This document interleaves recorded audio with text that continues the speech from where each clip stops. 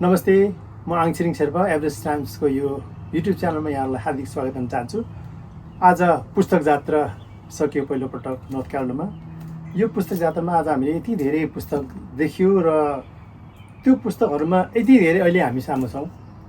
यो पुस्तकको लेखिका हुनुहुन्छ हाम्रो निलम कार्की, यहाँलाई हार्दिक स्वागत गर्न चाहन्छु। हजुर नमस्कार। आदरणीय दर्शकबिन, निलमजीको बारेमा भन्नुपर्दाखेरि उहाँ 2 दशकभन्दा बढी समयदेखि यो कला साहित्य, विशेष गरेर यो साहित्य क्षेत्रमा यति धेरै चाहिँ उहाँले योगदान दिनुभएको छ। उहाँ पद्मश्रीदेखि मदन पुरस्कारदेखि र धेरै अरू पनि धेरै पुरस्कार पाउनु भएको छ र उहाँले दर्जनौँ पुस्तक लेखिसक्नु भएको छ। अहिले यहाँ तपाईँले देख्नु भएको छ यो पुस्तकहरू जस्तै योगमाया भयो, सबभन्दा धेरै चलेको योगमाया। त्यसपछि अहिले भर्खरै उहाँको आज रिलिज भएको पुस्तक यो राजमाता। त्यसपछि यो कथा भन्ने पुस्तक भयो, चिरहरण भयो, द्रौपदीको अवशेष भयो, त्यसपछि यो त आजै भयो। यति धेरै पुस्तक चाहिँ उहाँले लेखिसक्नु भएको छ। अनि आज तपाईँहरूमा चाहिँ अब यस्तो एउटा चाहिँ बहुप्रतिभाशाली साहित्य क्षेत्रमा एकदम राम्रो कलम चलाउँदै हुनुभएकै साहित्यकार हाम्रो निलमजी, खुसी लागिरहेछ। मलाई पनि यहाँसँग भेटेर धेरै खुसी लागिरहेको छ, यसरी कुराकानी गर्नु पाउँदाखेरि। अनि निलमजी, तपाईँ कसरी चाहिँ लाग्नुभयो? एउटा त अलिकति अब तपाईँको एउटा चाहिँ हुन्छ नि, प्रेरणाको कुरा हुन्छ होइन, अलिकति स्टार्टिङमा भन्नुपर्दाखेरि हजुर भन्नुहोस् न। यहाँले नै भनिसक्नुभयो 2 दशकभन्दा धेरै भयो भनेर। हुन पनि मेरो पहिलो उपन्यास प्रकाशित भएको 2051 सालमा। अनि अब म अलिकति सानै उमेरदेखि लेख्थेँ। अब जानी नजानी भन्नुपर्छ त्यसलाई होइन, जानी नजानी म चाहिँ सिर्जना कोर्ने गर्थेँ। मलाई सिर्जना गर्न चाहिँ खुसी लाग्थ्यो। अहिले पनि लाग्थ्यो मात्रै होइन, अहिले पनि त्यति नै खुसी लाग्छ। र मेरो प्रेरणा चाहिँ प्रथम प्रेरणा मेरो आमाबाटै प्राप्त भएको। हाम्रो निलमजीको बारेमा भन्नुपर्दाखेरि चाहिँ निलमजी साहित्यमा कलम चलाउने मात्र एउटा उहाँको होइन कि उहाँ अरू धेरै क्षेत्रमा पनि उहाँको चाहिँ सम्बन्ध, विशेष गरेर पत्रकार क्षेत्रमा पनि उहाँले तपाईँ नेपाल टेलिभिजनमा काम गर्नुभएको थियो। सँगसँगै अब यहाँ पनि त उहाँ अब पेसागत रूपमा तपाईँ स्वास्थ्य क्षेत्रमा पनि कार्यरत हुनुहुन्छ होइन। र सँगसँगै अब उहाँको यो लेखन क्षेत्रमा यति धेरै चाहिँ उहाँको एउटा चाहिँ त्यो त्याग, मेहनत होइन, कसरी चाहिँ तपाईँले समय निकाल्नुहुन्छ यसरी? हजुर, अहिले चाहिँ म अलिकति स्वास्थ्य क्षेत्रबाट अलिकति चाहिँ भनौँ न काम गरिरहेको छैन। अहिले म पुरा समय चाहिँ अब लेखनलाई नै दिइरहेको छु।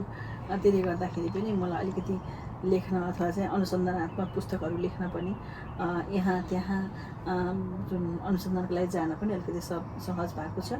र म एकदमै तालिकामा काम गर्छु हेर्नुहोस् है। भने नि मेरो बिहान उठेदेखि लिएर घर सफा गर्नेसम्म पनि मेरो चाहिँ यो चाहिँ दिन चाहिँ पुरै मेरो घर सफा गर्ने हो भन्ने हिसाबले मेरो सम्पूर्ण रूपमा चाहिँ मेरो तालिकामा चल्ने गर्छ। यति बजीदेखि यति बजीसम्म पढ्छु, यति बजीदेखि यति बजीसम्म बच्चाहरूको स्याहार अथवा परिवारको लागि गर्छु, काम गर्छु भन्ने हिसाबले मैले चाहिँ आफ्नो त्यो तालिका बनाएको हुनाले पनि त्यसले मलाई अलिक सहज भएको छ। यतिको धेरै किताब लेखिसक्नुभयो, यस्तो शब्दहरू तपाईँ कहाँबाट निकाल्नुहुन्छ? हजुर, हाम्रो शब्द कसमै छ, हाम्रो समाजमा छ कि। मुख्य कुरा भने नि हामीसँग एउटै शब्दलाई भन्न, एउटै कुरालाई बुझाउने पनि विभिन्न शब्दहरू छन्। हामीसँग राम्रो शब्द भण्डार छ। म त्यसमा चाहिँ हामी जस्तै अझै कुरा गर्दाखेरि आमा, हामी कति थरीबाट भन्छौँ नि आमालाई होइन। अझै हाम्रो त्यो भाषा भाषिकाहरूको कुरा गर्दाखेरि त आमा बुझाउने शब्द हामीसँग कति धेरै छन्। त्यस कारणले गर्दा हामी त्यो शब्दले चाहिँ यति धेरै धनी छौँ।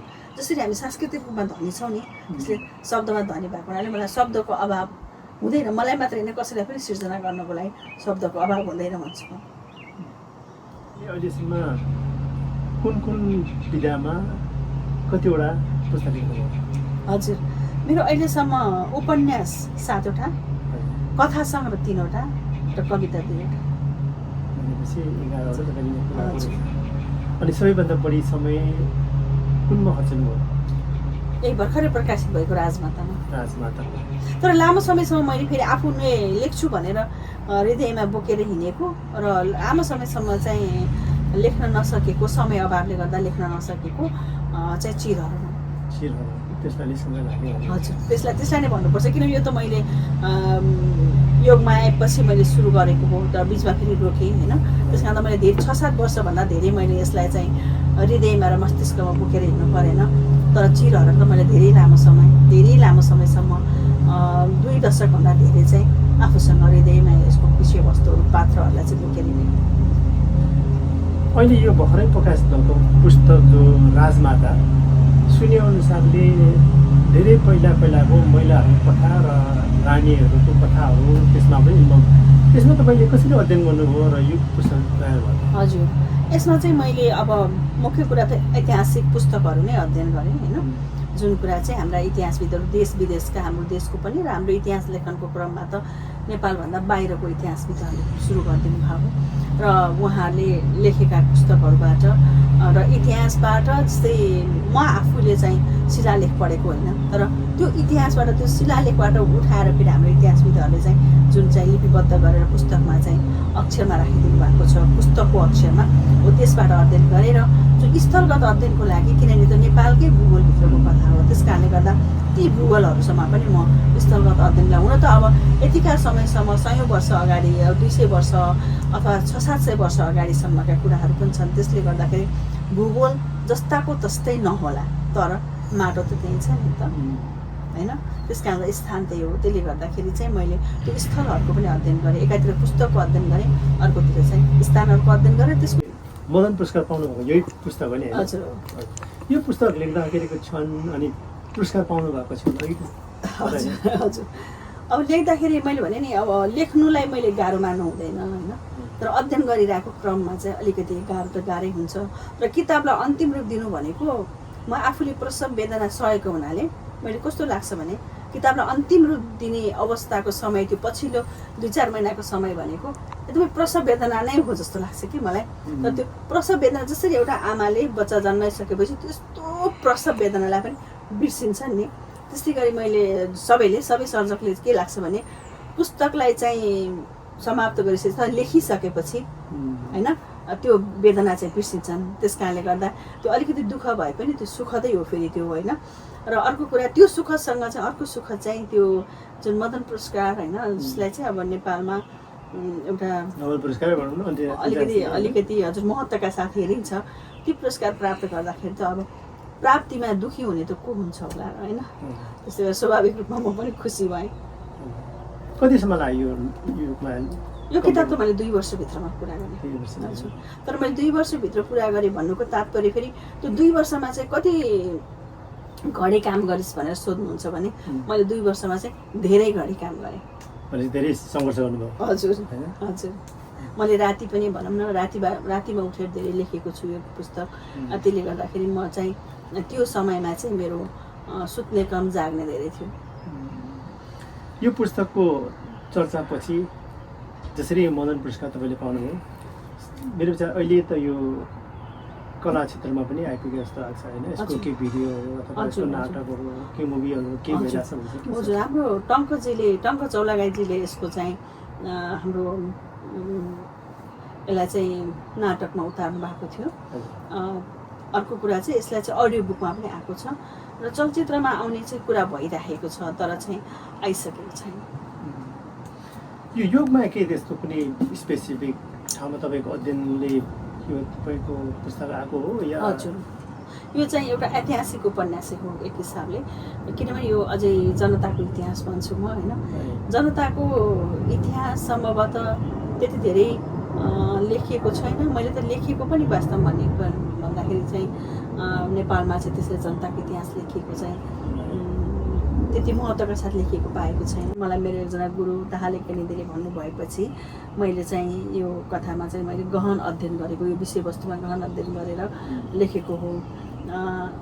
र यसमा चाहिँ के छ त भन्दा योभन्दा अगाडि चाहिँ धेरै चाहिँ इतिहास एक त जनताको इतिहास होइन। अब योगमा त एउटा जनता त्यसमाथि पनि नारी होइन नारीको इतिहासहरू एकदमै कम लेखिएको छन्। नारी पात्रकै कुरा गर्दा धेरै अगाडि जुन पहिलोचोटि ऐतिहासिक उपन्यासको कुरा त अम्बालिका देवीले भारतमा एउटा चाहिँ घटना अथवा नारीमा केन्द्रित भएर पनि उपन्यास आएको छ र त्योदेखि यता चाहिँ जनतामा लेखेका इतिहासहरू चाहिँ त्यसरी हामीले ऐतिहासिक उपन्यासहरू पाउन चाहिँ अलिकति गाह्रो छ। त्यो परिप्रेक्ष्यमा मैले नारीमै केन्द्रित भएर लेखेको एउटा चाहिँ जनताको इतिहास हो। तपाईँको बढी जसो लेखन चाहिँ महिला संवेदना, महिलाहरूको कथावस्तुमै बढी केन्द्रित देखिन्छ। अबको तपाईँको के छ योजना? कतै फेरि पनि महिलाहरूकै कथावस्तुमा लेख्नुहुन्छ या अरू कुन चाहिँ विषयमा तपाईँ लेख्नुहुन्छ? हजुर, महिला लेख्दा समाज त आइहाल्छ होइन, तर केन्द्रीय पात्र फेरि पनि महिला नै हुने सम्भावना चाहिँ बढी छ। अझै दिन प्रतिदिन त म के भन्छु भने त्यो महिलाका विषयवस्तुमा लेखिनुपर्ने कुराहरू धेरै रहेछन् भनेर झन् दिन प्रतिदिन त मेरो विषयवस्तु त मैले थपिँदै गएको पाएको छु कि त्यसले गर्दा हुनसक्छ केही वर्ष अझै महिलामै केन्द्रित हुन्छ कि जस्तो पनि त लागिरहेको छ मलाई त। भनेपछि खोताल्दै जाने क्रममा अझै पनि तपाईँको त्यो टुङ्गेको छैन र अर्को कुरा मेरो अनुभूतिको कुरा गर्नुहुन्छ भने पनि जुन कुरालाई मैले हिजो सामान्य देख्थेँ भने आज खै चेतनाको कारणले हो अथवा के कारणले हो महिलामाथिको भेदभाव चाहिँ साह्रै डरलाग्दो रहेछ भन्ने कुरा चाहिँ मैले चाहिँ आफूले पनि अनुभूति गर्दै गइरहेको छु। दिन प्रतिदिन समाजमा घट्ने घटनाहरू हेर्दै जाँदाखेरि हामीले एकातिर चाहिँ समानताका कुराहरू गर्दाखेरि एकदमै गाह्रो छ हेर्नु। त्यसरी जसरी हामीले समानता सोचिरहेका छौँ त्यो छैन र हामीले आफूलाई महिलाहरूले चाहिँ आफूलाई पटक त्यो प्रमाणित गर्ने तराजुमा चाहिँ जोखिराखेको जुन पाइलामा जोखिराख्नुपर्ने अवस्था मैले महिलाहरूको देखेँ। त्यसले गर्दाखेरि पनि र घटनाहरू पनि सानो घटनाहरूलाई चाहिँ बुनेर हेर्दाखेरि चाहिँ त्यसमा चाहिँ धेरै ठुला भयङ्कर कुराहरू मैले भेटेको छु। त्यसले गर्दा अझै केही समयमा महिलामै केन्द्रित हुन्छ होला जस्तो लाग्छ मलाई, तर नहुन पनि सक्छु। फेरि अब महिलाहरूको कथामा होइन महिलाहरूकै विषय चाहिँमा केन्द्रित भएर तपाईँले लेख्दै गर्दाखेरि कति परिवर्तनहरू आएको र अब महिलाहरू जागृत भएको के तपाईँले पाउनु भएको छ? पाएको छु। सबभन्दा पहिला त योगमाया लेखिसकेपछि म आफै जागृत भएको छु। योगमाया लेख्दा पढ्दै योगमायाको बारेमा मैले अध्ययन गर्दै म पहिलाको निलम र अहिलेको निलममा म फरक मान्छे हो जस्तो लाग्छ कि मलाई नै मेरो पात्रले परिवर्तन गरेको छ भने मेरो पाठकहरूलाई पनि पक्कै पनि परिवर्तन गरेको छ र परिवर्तन भएका घटनाहरू पनि उहाँहरूले मैले त यो किताब पढिसकेपछि मेरो समाजलाई हेर्ने दृष्टिकोण मेरो चाहिँ अथवा चाहिँ आफूलाई दुखेको हो कि दुखेको होइन भन्ने कुरा थाहा पाउने मेरो त्यो चेतना पनि फरक भयो भन्ने मान्छेहरू पाठकहरूको देख्छु। अब समाज परिवर्तन भएको आफूलाई खुसी महसुस, राष्ट्रिय स्तरको थुप्रै पुरस्कार पाउनुभयो खुसी अर्थमा। त्यसरी अब आर्थिक रूपमा कतिको चाहिँ तपाईँ आफूलाई पनि सन्तुष्टि हुन्छ यसमा? आर्थिक रूपमा त यस्तो छ हेर्नु, यदि म अब अहिले म नेपालभन्दा बाहिर बसेर किताब लेखिराखेको छु भने यदि म नेपालमा बसेर लेखिराखेको हुन्थेँ भने मैले एउटा अधिकृत स्तरको मैले चाहिँ म तलमा सन्तुष्टि गर्न सक्ने अवस्था छ अहिले। तर अब म नेपालभन्दा बाहिर भइसकेपछि त्यो पैसा चाहिँ डलरमा मैले यहाँ खर्च गर्नुपर्ने भएको हुनाले मैले चाहिँ रुपियाँमा पैसा ल्याएर यहाँ डलरमा खर्च गर्दाखेरि चाहिँ मलाई जीवन धान्ने अवस्था छैन यो किताब लेखिसकेपछि अमेरिकाको ठाउँमा। तर पनि नेपालको परिप्रेक्ष्यमा हेर्दाखेरि म अरू काम नगरिकन एउटा पूर्णकालीन लेखक भएर बाँच्न सक्ने अवस्था छ। नेपालमा ढुक्कसँगले यसरी किताब जो कसैले लेख्न आँट गरेको अथवा मेहनत गरेमा जीवन धान्न सक्ने अवस्था छ। हजुर, जीवन धान्न जुन भने नि मैले यो कुरा धेरै ठाउँमा भनेको छु। अब अवस्था कस्तो होला, हामी कहाँ चाहिँ एउटा सङ्लो पैसा हुन्छ नि, सङ्लो पैसा, त्यो सङ्लो पैसामा जुन एउटा जागिर खाइसकेपछि हुनसक्छ म एउटा कलेज पढाएर अथवा हुनसक्छ म कुनै अफिसमा काम गरेर जति मैले चाहिँ आर्जन गर्न सक्थेँ मेरो पढाइअनुसार होइन आफ्नो शिक्षा अनुसार मैले जति आर्जन गर्न सक्थेँ त्यति आर्जन चाहिँ लेखनबाट चाहिँ हुनसक्छ। अब तपाईँको जस्तो एउटा जोस जाँगर चाहिँ अरू भावी पिँढीमा पनि आओस् भन्ने चाहिँ तपाईँ भन्नुहुन्छ भने अब के चाहिँ सल्लाह सुझाव दिनुहुन्छ? हजुर, कस्तो भने म चाहिँ निरन्तरतामा जोड दिन्छु होइन। कुनै पनि क्षेत्रमा आफूलाई काम गर्न मन लाग्ने हो भने त्यस क्षेत्रमा चाहे सिर्जनाको क्षेत्रमा होस् अथवा चाहिँ अन्य क्षेत्रमा जेमा पनि काम गर्न मन लाग्छ भने त्यसलाई चाहिँ बिचमा गएर छोड्ने निरन्तरता नदिने चाहिँ कसरी पनि नगर्नुहोस्। हिँडेपछि पुगिन्छ कतै न कतै। भन्ने कुरालाई चाहिँ हामीले चाहिँ मनन गर्नुपर्ने हुन्छ। हिँड्दाखेरि त बाटोमा घुम्तीहरू पनि आउँछन्, उकाली पनि आउँछन्, ओह्राली पनि आउँछन् होइन। मलाई उकालो मात्र चढ्न मन लाग्छ, ओह्रालो झर्न सक्दिनँ भन्नु पनि भएन होइन। खोला नालाहरू पनि भेटिन्छन्, तर्नुपर्ने हुन्छ, जङ्गारहरू तर्नुपर्ने हुन्छ। त्यस कारणले जस्तो सुकै परिस्थितिमा पनि आफूलाई नरोक्नुहोस्, अगाडि बढ्नुहोस्, हिँडिराख्नुहोस् भन्छु। आदरणीय दर्शकबिन, एकदमै महत्त्वपूर्ण कुराहरू राख्नुभयो हाम्रो वरिष्ठ साहित्यकार निलमजी, जसले नेपाली समाजमा नेपाली भाषा संस्कृतिको कला विशेष गरेर भाषा साहित्य क्षेत्रमा उहाँले यति धेरै ठुलो योगदान पुर्याउनु भएको छ।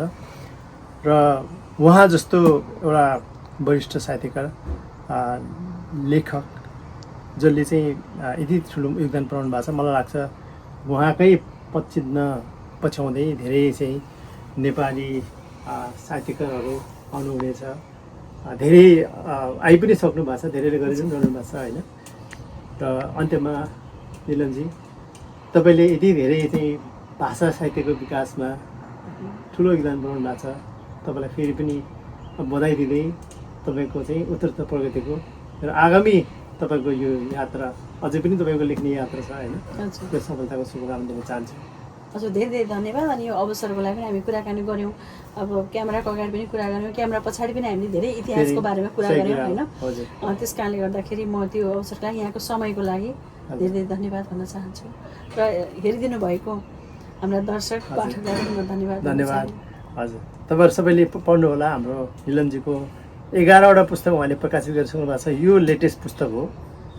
यसमा धेरै कुराहरू छ, इतिहासको कुरादेखि लिएर नेपाली समाजको कुरादेखि लिएर धेरै कुराहरू छ। उहाँले मिहिनेत गर्नुभएको छ। निश्चय नै यस्तो मिहिनेत गर्ने हाम्रो चाहिँ सर्जकहरूको हामीले सम्मान गर्नुपर्छ होइन। हस्, थ्याङ्क यू, धन्यवाद।